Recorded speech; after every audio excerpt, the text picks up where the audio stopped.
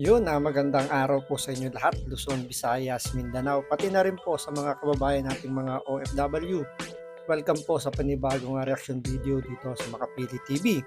So ito, pag-usapan lang po natin itong nangyayaring investigasyon po ng House of Representative, particular dito sa Committee on Good Governance.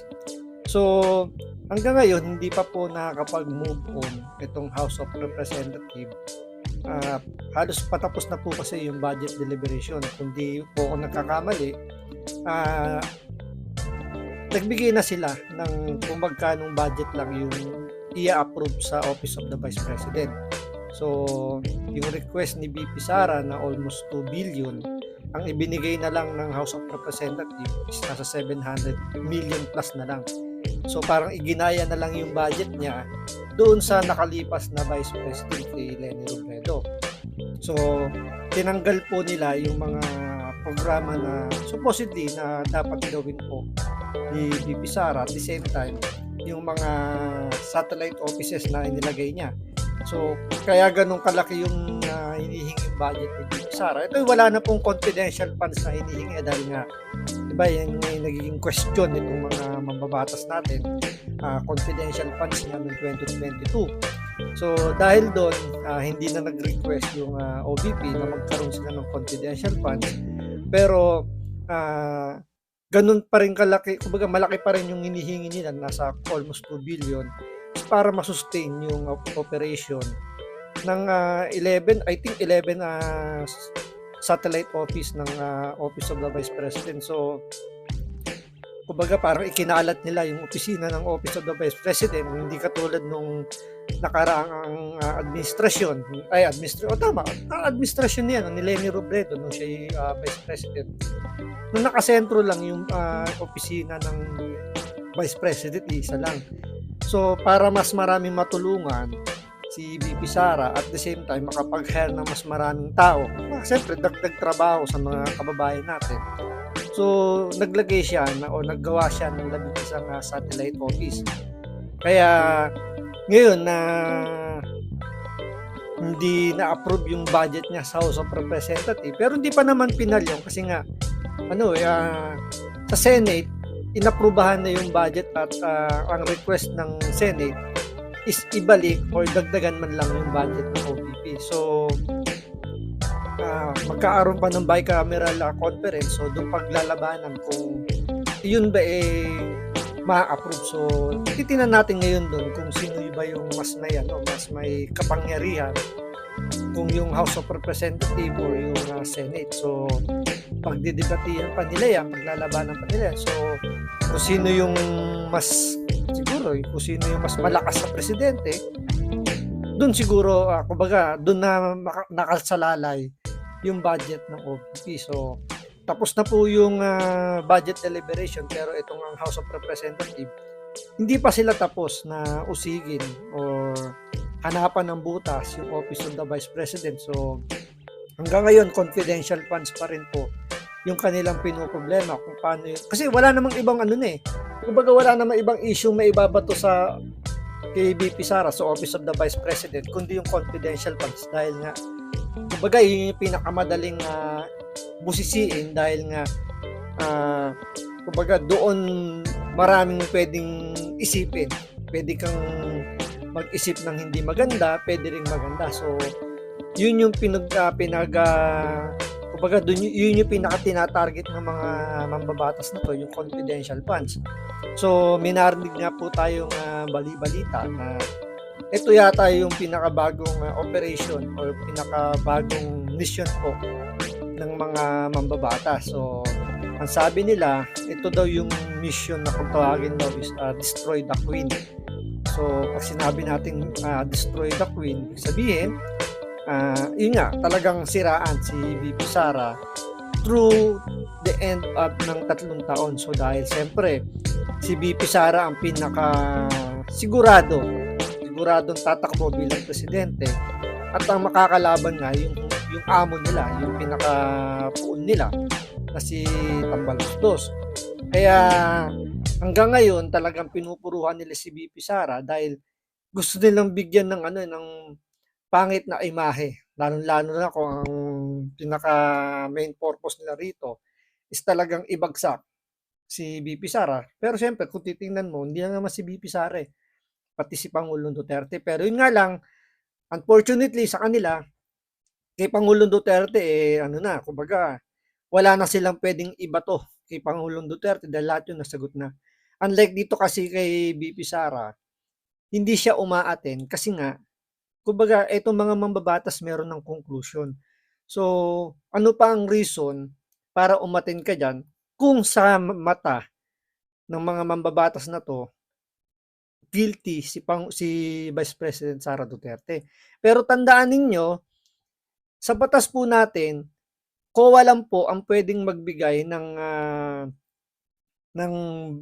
sabihin natin ng sila lang yung pwedeng magsabi kung may mishandled, misuse, or sabihin natin yung merong nangyayaring korupsyon pagdating po sa paggastos ng Vice President. So sila yung government agency. Sila lang yung kaisa-isang government agency yung may mandato para sa pag-audit ng mga pinagkagastusan ng ahensya, kung anumang ahensya ng gobyerno.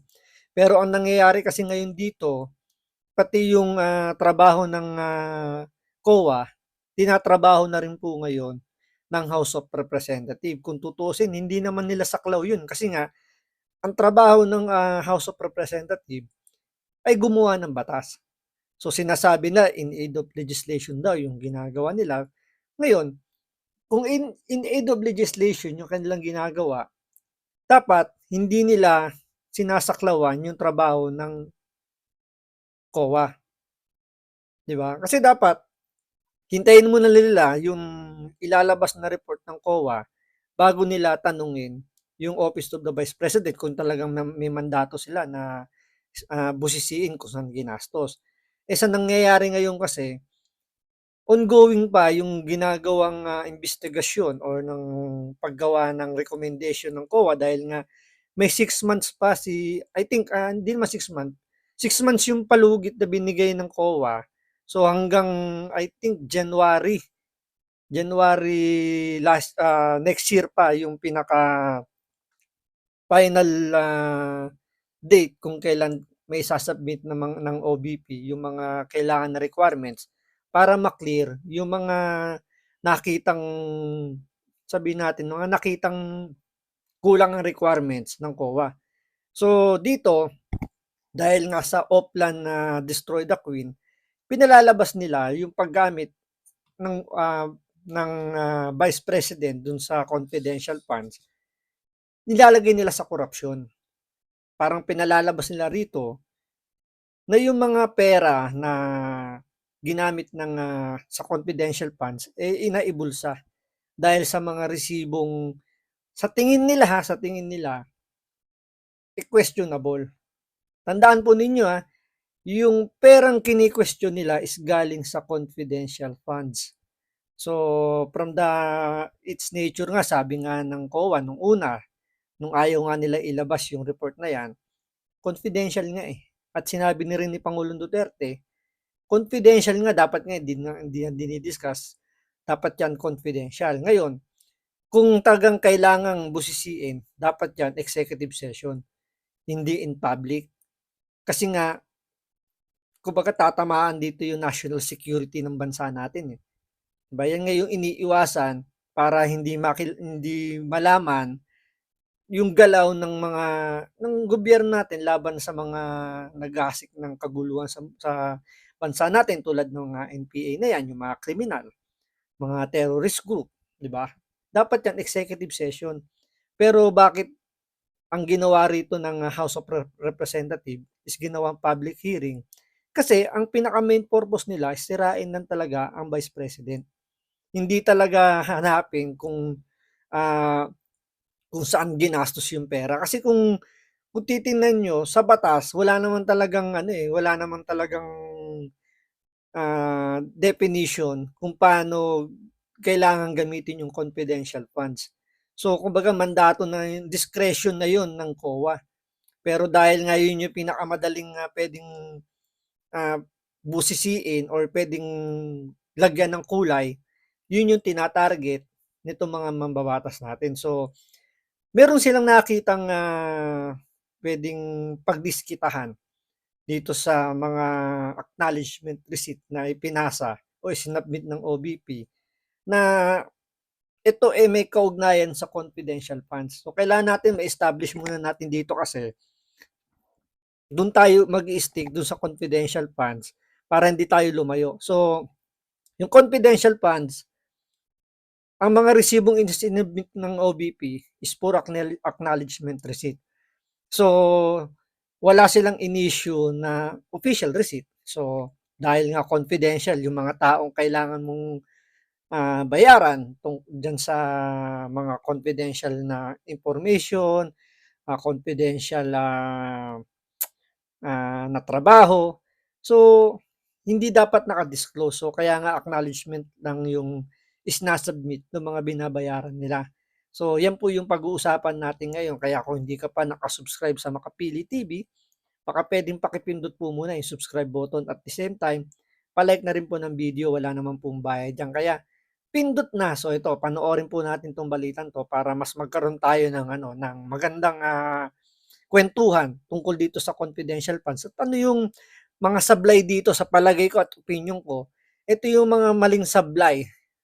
Maling sablay, mali na nga, sablay pa. Pero yun yung hindi naiintindihan na lang ng mga mambabatas tungkol dito sa confidential funds. Paano to tumatakbo base sa ating opinion. So ito, panoorin po natin.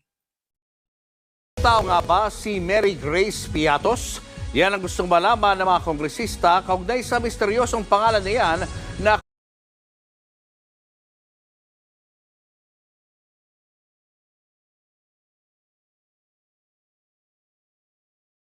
konektado umano sa ginastang confidential funds ni Vice President Sara Duterte.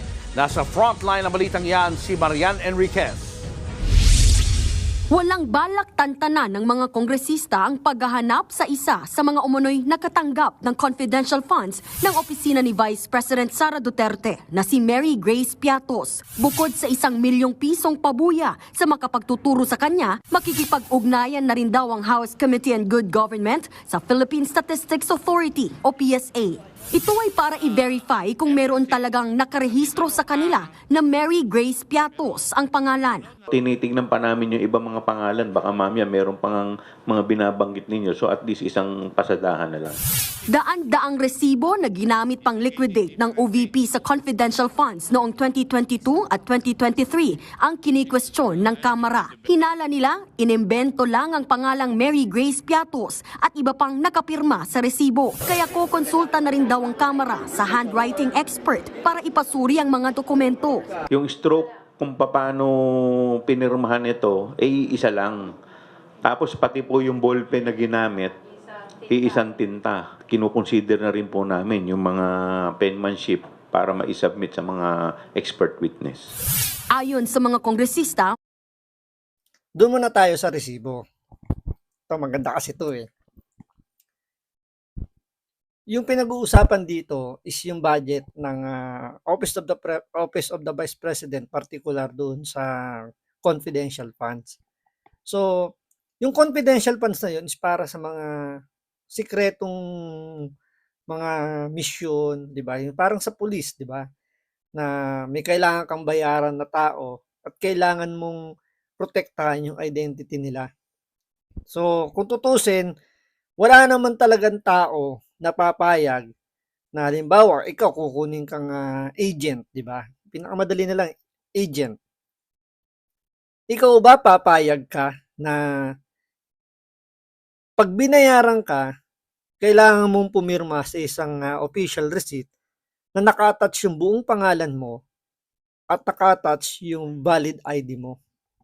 Siyempre hindi, 'di ba? Kasi confidential yung tinrabaho mo, kailangan mong protektahan yung sarili mo. So, walang matinong tao na pipirma na ilalagay mo yung totoong identity mo, na magbibigay ka pa ng proof na ikaw talaga yon. So usually, ang nangyayari talaga yan, code name lang. Minsan nga pirma na lang, 'di ba? Para lang maprotektahan. Kasi wala nang tao talagang maniwala kayo, imposible naman. Halimbawa na lang. tipster ka, ang ibinigay mong tip ay sa mga NPA, sa mga kriminal. Siyempre ikaw mag-iingat ka kasi iisipin mo, what if yung department na yun, may tao yung mga NPA doon or mga kriminal doon, na once na makita yung pangalan mo na ikaw yung tipster, pwede kang balikan.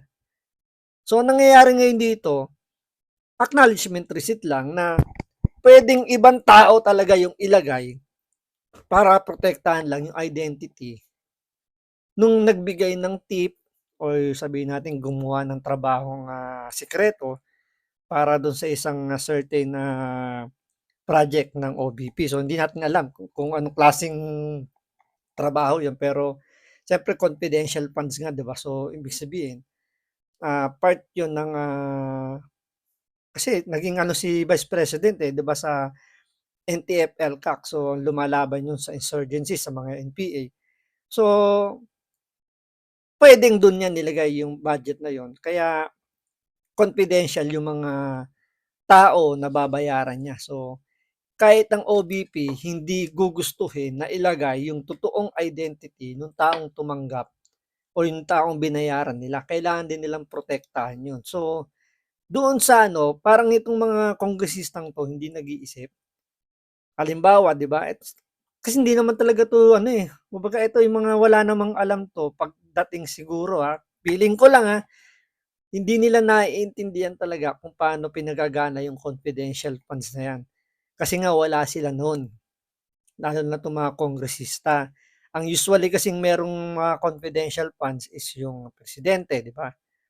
Vice President, binigyan siya, mga law enforcement natin, mga LGU, NBI, so yan yung mga confidential funds yung mga yan. Ngayon, kahit sino dyan tanungin mo sa mga agency na yan na merong confidential funds, imposibleng walang acknowledgement receipt sila na kaparehas ng sinubmit ng OBP. Pustahan tayo. Baka nga iba dyan, mas malala pa. Kasi nga, kailangan nilang protektahan yung taong binayaran nila para sa mga kailangan nilang makuha impormasyon. Yan ang hindi naiintindihan itong mga mambabatas na to. Diba? Ngayon, ang nakikita ko lang dito, kaya sila dito nagbibigay ng pabuya para mahanap yung certain person na sinasabi nila yung nakapirma dun sa acknowledgement receipt. Dalawang pwedeng gawin dyan ng House of Representatives. Una, diba, hinahanap nga nila. So, kung wala silang makita, tatakbo sila sa Philippine Statistics Authority. So, doon nila i-verify. So, pwede nilang palabasin na talagang hindi nag-i-exist yung tao na yun. So, palalabasin nila na ibinulsa yung pera. Tama, di ba? So, palalabasin nila, kinurakot yung pera. Yung isa pang senaryo pwedeng gawin nila dyan, magpapalabas sila ng tao, na palalabasin nila, yun yung taong nakapirma doon sa acknowledgement receipt, at i-deny niya, or sabihin natin hindi, kumbaga, magpapalabas sila ng tao nakapangalan na nakasulat doon sa acknowledgement receipt at itatanggi niya na siya yung pumirma doon. Para palabasin pa rin na kinurap yung pera o kinurakot lang. So, ganyan mag-isip na o ganyan yung nakikita natin pwedeng maging diskarte nila para lang idiin lalo si BP Sara. Pero, ang pinaka lang kasi dyan, sa palagay ko na ilulusot dyan, pagdating dyan sa mga acknowledgement receipt na especially confidential funds yan mga code name, alias, or ginamit lang yung pangalan na yan. Kasi kailangan nilang protektahan. Yun yung pinaka-bottom line nung pagpirma dyan sa acknowledgement receipt. Kailangan nilang pangalagaan yung identity ng tao na yun dahil yun ay binayaran dahil do sa mga certain confidential confidential. Ang hirap ipaliwanag yung dapat hindi mo na ipinaliliwanag kasi nga confidential, di ba? Parang ganito lang yun Yung di ba, yung pinakasimple nga lang dyan, yung OTP ng ATM or mga account ng halimbawa GCash mo, PayPal, PayMay, mga ganyan, may OTP yan. Confidential yan. Hindi mo pwedeng ibigay yan, hindi mo pwedeng isa publiko or pwedeng ipaalam sa iba dahil nga confidential yung number na yan. Pero bakit ang dating dito, kailangan ang gusto ng mga nitong House of Representative, i-broadcast mo kung ano yung OTP mo. Parang ganun eh. Confidential nga yun na dapat mong protektahan, yung dapat protektahan. Kasi ang pinaka-bottom line lang naman dito yan eh. Meron bang nakitang audit report ng COA na magsasabing mali ba yung pagkakagamit ng Office of the Vice President do sa confidential funds? Wala pa naman silang nilalabas na report eh. Under investigation pa. Yung iba nga dyan, ang alam ko nasa Supreme Court pa, kailangan kumbaga dinidinig pa doon para malaman kung yun talagang may mali. So hanggang January pa next year, yung magiging mas madali sanang masasagot ang mga tanong nila kung dumadalo si VP Sara sa mga pagdinig. Sinabi na kamakailan ng bise na wala na siyang balak humarap muli sa kamera. Pero umaasa pa rin daw ang mga mambabatas na magbabago ang isip niya. Kahit may sworn affidavit siya, she loses her chance na mas mabigyang linaw yung mga issue na ito. Kung kaya naman niyang tingnan mo ilang beses na nagsabi si VP Sara na hindi na siya a-attend. Kasi nga nung umattend siya dyan, hindi naman siya tinanong. So ano pa yung reason na parang umaasa pa kayo na ito si VP Sara magpapakita dyan sa House of Representatives? Nakapagbigay na kayo ng conclusion nyo. So whether ano pang ipaliwanag dyan ni VP Sara, sarado na yung usapin na yan, sarado na yung utak nitong mga kongresista na to, na si VP Sara is corrupt. Yun lang naman nung dito, yung pinaka reason kung bakit hindi na umaatin si VP Sara. Di ba parang, bakit ka pa magpapaliwanag kung kung sa isip ng kausap mo, sarado na ikaw talaga yung gusto ka nilang idiin. Di ba? Yun lang parang halimbawa sa magsyota, di ba? Sa lalaki or sino man sa dalawa, nagsiselos yung isa dyan. So kahit anong ipaliwanag mo dyan, kung sa utak nung jowa mo, sarado na siya na ikaw nagluloko, wala ka na magagawa doon. So much better tumahimik ka na lang, antayin mo na lang kung ano yung magiging niya, kung ano yung matutuklasan niya, kung totoo man o hindi yung nasa isip niya, antayin mo na lang, saka ka na lang magpaliwanag. Which is yun yung ginagawa ngayon dito ni VP Sara. Inaantay na lang niya yung magiging COA report kung ano yung ilalabas nilang kung may makikita silang audit report, kung ma-audit man sila, kung may lalabas man, yun yung sasagutin na nila. Kasi ongoing yung investigation ng COA pati dun sa Supreme Court patungkol dyan sa confidential funds sila. So, kumbaga, wala pang reason para sagutin ni VP Sara kasi nga ongoing pa. So, pwedeng makasama, pwede rin makabuti yung ilalabas niyang mga statement regarding just sa issue ng confidential funds. Kaya nga, itong mga kongresista na to, ang pinakaano lang nila rito, is talagang more on propaganda din.